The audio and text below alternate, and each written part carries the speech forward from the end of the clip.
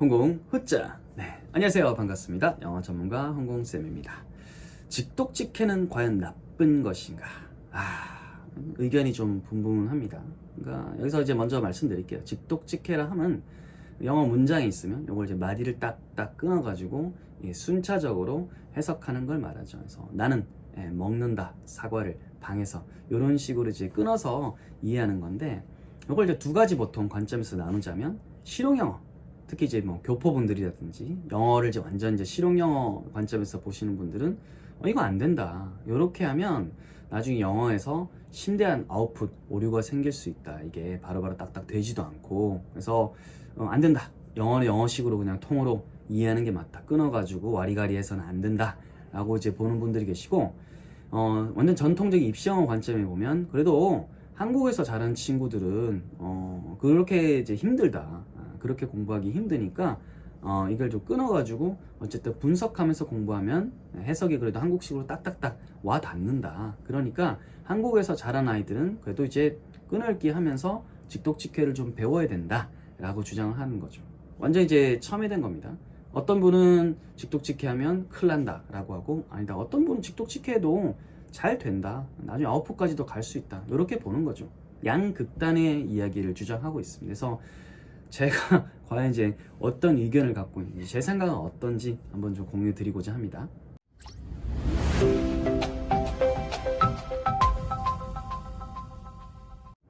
사실 뭐 저는 좀 약간 어떻게 보면 박쥐 같은 스타일일 수도 있는데, 실용영어에서 말씀하시는 분들이 어떤 걸 말씀하시는지 일단 알 것 같아요. 왜냐면 저도 실용영어를 너무나 좋아하는 입시러니까요.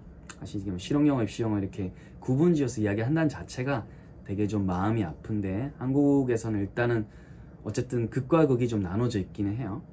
중간도 많이 계시겠지만, 일단 끊어서 하게 되면 뭐 원서 기반으로 혹은 이렇게 완전 영어를 이렇게 통으로 듣고 통으로 말하고 라이팅 쓰던 그런 배경, 외국에서 자란 애들이나 국제학교를 다녔거나 혹은 한국에서도 원서 기반으로 자라거나 엄마평을 했던 친구들이 통으로 이제 영어를 순차적으로 통으로 이제 좌에서 우로 혹은 이제 소리의 흐름으로 이렇게 파악하던 친구들한테 끊어라라고 하는 건 사실 역행에 가깝긴 하죠.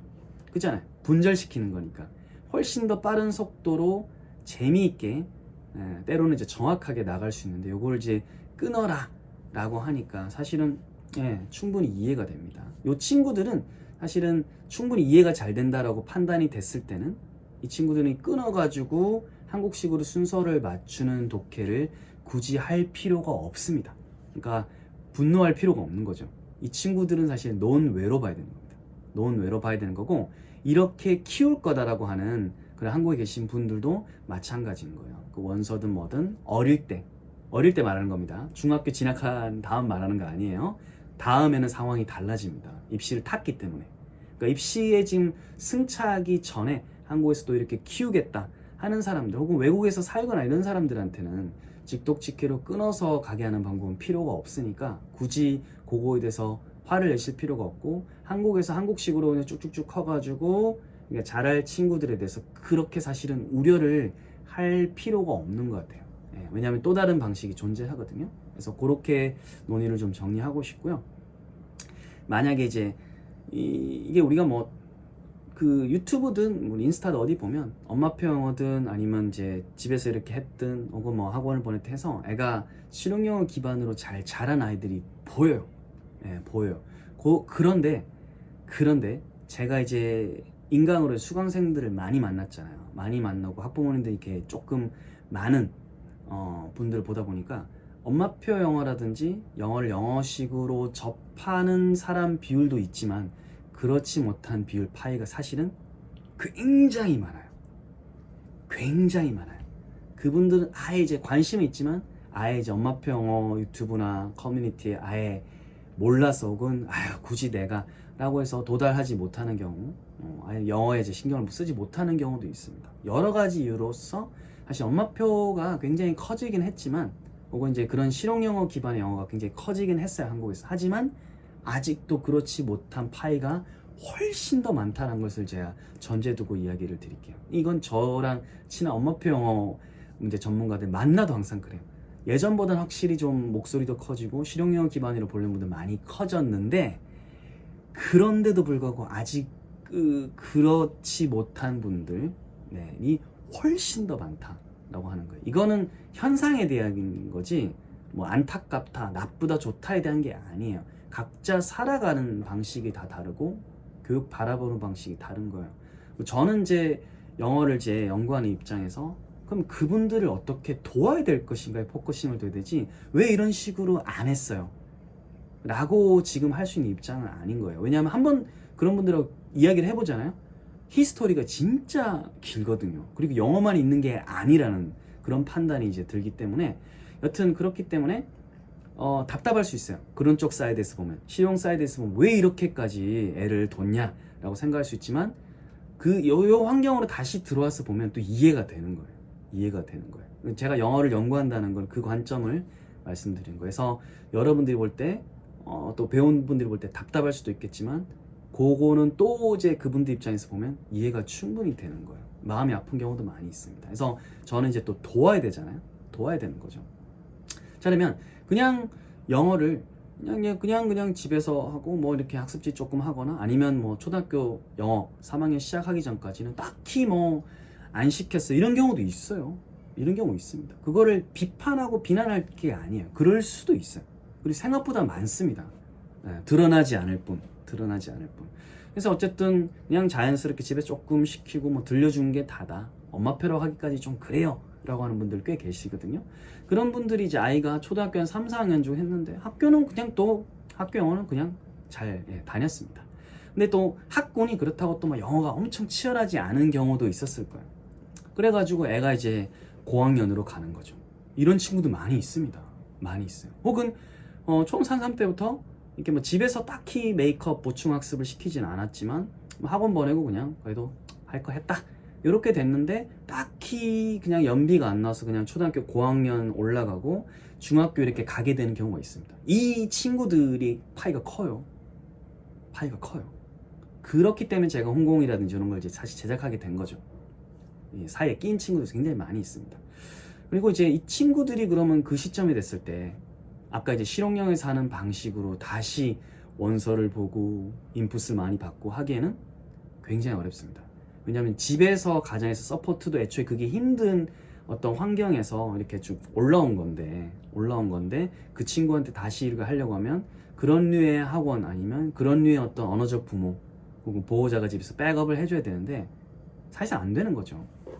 이렇게 해서 올라온 친구들이 굉장히 많으면 이 친구들은 과연 이제 글을 읽고 이렇게 어떻게 해줘야 되느냐. 사실 중학생 다 됐는데 그때서 이제 인풋 시작하고 원서 읽기를 다시 시작하고 그림책을 시작한다는 것은 너무나 시기적으로 부담스럽고 엄마표 했던 분들도 아이고 이런 경우에는 그래도 학습적인 거 해야지 라고 동의를 하실 거예요. 그래서 요 친구들 같은 경우에는 이제 어떻게 되냐면 그러면 이제 영어를 좀 효율적으로 배워야 되잖아요. 배우려고 하면 사실은 문법에 좀 포커스를 둬서 그걸 바탕으로 좀 이제 영어를 이해하고 그 다음에 가볍게 사실은 글을 읽어나가는 방법을 배워야 되는데 그거의 제일 기본이 그리고 그 아이들한테 손맛을 가장 잘 느끼게 해주는 것이 사실은 끊어읽기라는 거예요. 그게 이제 이 입시하시는 분도 돌고 돌아서 결국 온 거죠. 원서 기반 뭐 이런 거 좋은 건 누가 뭐 모르겠습니까? 근데 정말 이제 상황이 이제 그렇게 된 거죠. 그러면 이제 현실이잖아요. 그럼 이제 끊어읽기 같은 걸 하는데 과거에 우리가 이제 뭐 성문 종합하고 이럴 때처럼 다 끊어가지고 특히 후치 수식이 있으니까 뒤로 가가지고 해석해서 또 앞으로 오는 사실 그러면 이제 깔끔하게 해석되는 경우 많잖아요. 그죠? 그런 식으로까지 요즘 물론 그렇게 시키는 데도 있긴 하겠지만 요즘 직독직해나 이제 끊어읽기는 좀 그래도 많이 진화를 했죠.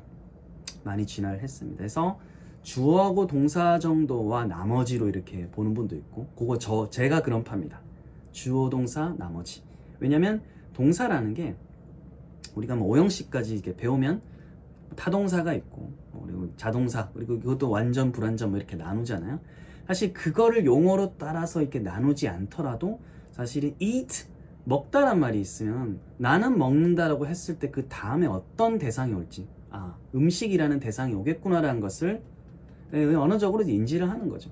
그러니까 나는 먹는다까지만 끊어도 그 다음에 어떤 음식이라는 대상이 오고 문장이 끝나거나 아니면 뒤에도 부가적으로 시간이라든지 장소에 대한 정보가 있다면 전치사구가 올 거잖아요. 그래서 저 같은 경우에도 주로 주어 동사 그리고 나머지로 보는 스타일이에요. 그리고 동사의 종류라고 하지 저는 굳이 5형식을 가르치긴 해요. 가르치긴 하지만 5형식의 1, 2, 3, 4, 5를 너무 구분 짓는 거에 저는 목을 매진 않죠. 그래서 약간 이제 주어 동사 정도만 하고 나머지 이렇게 보는 분들이 있고, 이제 고전적으로 주어 동사 끊고 이제 목적어, 목적보 혹은 보어, 전치사고 이렇게 예전처럼 FM으로 다 하시는 분들이 있어요. 이게 전자 제가 하는 게 맞고 후자가 틀렸다라고 말씀드리는 게 아니라 이렇게 하더라도 효율적으로 이렇게 딱딱딱딱 끊어가지고 순차적으로 하면 되고요. 그리고 뒤에 가서 이게 구조로 보이기 시작하거든요, 아이들이. 그때 이 슬래시 끊었던 것을 다 지우고 그 맨 어떤 그 연습장에다 그냥 순차적으로 좌에서로 해석하도록 좀 연습을 시키면 사실은 이렇게 좀 많은 부분들이 실용영어에서 우려하는 부분들이 많이 이제 해소가 됩니다. 그런 식으로 하고 나중에 되면 간단한 것들은 아예 끊지도 않아요. 눈으로 이제 이미 이렇게 thought group이라고 하잖아요. thought group. 생각의 호흡을 끊을 수 있는 거고, 그 끊는 것은 슬래시는 사실은 원어민들도 thought group이라는 것은 사실은 쓰는 개념이거든요. 쓰는 개념이기 때문에 그거는 괜찮습니다. 그래서 점점 그 끊어 있는 게 길어지고, 그리고 점점 그 진짜 유형의 눈으로 보이는 그 선이 없어지도록 가게 지도하는 것이 중요하다고 생각해요. 예전처럼 완전 다 끊어서 후치수식도 하고 끊어서만 계속 하도록 하는 방식은 그거는 저는 위험하다고 봅니다. 그리고 이제 가끔 제가 뭘 느꼈냐면, 진짜 그 예전에 교사할 때 모의고사 영어 시간에 감독을 하면 이렇게 좀 길게 호흡을 끊으면서 이제 선을 긋는 친구들이 있어요. 그러니까 내가 여기까지 읽었다라는 걸 나타내는 거죠. 하는 친구들이 있고, 그런 것들은 저는 괜찮다고 봐요. 이렇게 그런 것들은 괜찮은데, 가끔 보면 진짜 다 줄 끄는 친구들이 있어요. 사선을 다 그은 친구들이 있어요. 그것들은 입시영어에서 끊어읽기로 직독직해를 가르칠 때 사실은 이거를 다시 이제 벗어나야 되는데, 벗어나가는 것을 이제 다시 배우지 않은 거죠. 본인이 그걸 배우지 않았거나 아니면 본인이 그냥 스스로 했는데 그게 그 습관이, 나쁜 습관이 남아있는 거죠. 그런 경우가 있는 경우는 제가 보고, 야, 이거 선을 이렇게 다 그으면 뭐가 뭔지 모를 텐데, 아니나 다를까 정확도가 높지 않더라고요. 그래서 오늘 사실은 이 양극단에 있는 것들, 사실은 뭐 저하고 비슷하게 중간에 있는 분들도 많이 계실 거예요. 근데 이제 완전 실용영어에 계신 분들 중에 이제 외국에 계신 분들이 아직도 이제 한국 교육이 옛날에 머물러 있다 100%라고 생각하실 수도 있을 것 같은데, 머물러 있는 부분도 있어요. 분명히 있어요. 아직도 클래식하게 완전 옛날식으로 비효율적으로 가르치신 분들도 있을 겁니다만은, 그래도 많이 진화했고, 그리고 한국에서는 미국에서 어쨌든 ESL처럼 이렇게 애들한테 가르치는 식으로 모두가 다 그렇게 할 수가 없다는 거예요. 영어만 있는 것도 아니고 굉장히 많은 것들이 있고, 한국은 어쨌든 경쟁이 치열하기 때문에 그거에 있어서 영어가 제때 그 실용영어에서 외국에 생각하는 만큼 안 올라가는 경우가 많이 있고, 그거를 너무 안타깝게만 바라보지 않으셨으면 좋겠어요. 어쨌든 그 친구들도 올라갔을 때 우리 입시영어에서도 또 진화한 방식이 있잖아요. 그걸 통해서도 충분히 그 리스크를 헤징을 할 수 있는 지점이 있고, 그럼에도 불구하고 이 사선 긋고 이런 것들을 이제 결국은 탈피해 줘야 되죠. 그러니까 어느 정도 다시 이제 실용영어에서 영어를 즐기던 어떤 방식을 추구하는 것이 저는 필요하다고 생각을 해요. 결국은 영어라는 게 그잖아요. 빠르게 정확하게 내가 소화하는 게 중요한데, 이 선을 긋는 행위, 이걸 분석하는 행위로 매몰되면 안 되는 것이거든요. 그래서 너무 분석적인 것을 위해서 이렇게 끊는 것은 저는 완전히 반대고요. 하지만 이렇게 실용영어적으로 완전히 가기 좀 힘든 그런 상황에 있는 친구들한테는 좀 적기에 해줄 수 있는 것은 그래도 딱딱딱 구조적으로 와닿을 수 있도록 해주되, 대신에 이런 것들은 점점 없애고 마음의 나중에 가상의 선을 긋고 점점 이게 생각할 수 있는 어떤 길이, 문장의 길이가 길어지도록 독립적으로 좀 나갈 수 있도록 이렇게 읽기를 할 수 있도록 도와주는 게 한국에서 또 영어를 가르치는 사람들의 의무가 아닐까라고 생각합니다. 뭐 모르겠어요. 저는 딱 이 정도 생각을 갖고 있고, 앞으로도 계속 저도 입시영어 가르치는 사람이지만 저도 또 실용영어 회화라든지 이런 거 되게 좋아하니까 이게 좀 더 이제 효율적으로 잘 전환이 될 수 있도록, 겹치는 부분이 더 많아질 수 있도록, 이게 완전 분리된 게 아니라 겹치는 게 진짜 많아질 수 있도록 자꾸 연구를 해야겠죠.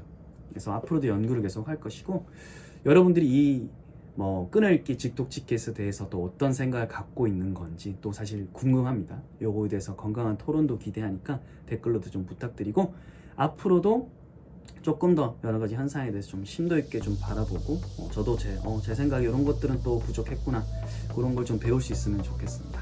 다들 건강한 하루 되시고, 홍콩TV 앞으로도 많이 사랑해 주십시오. 홍콩 듣자.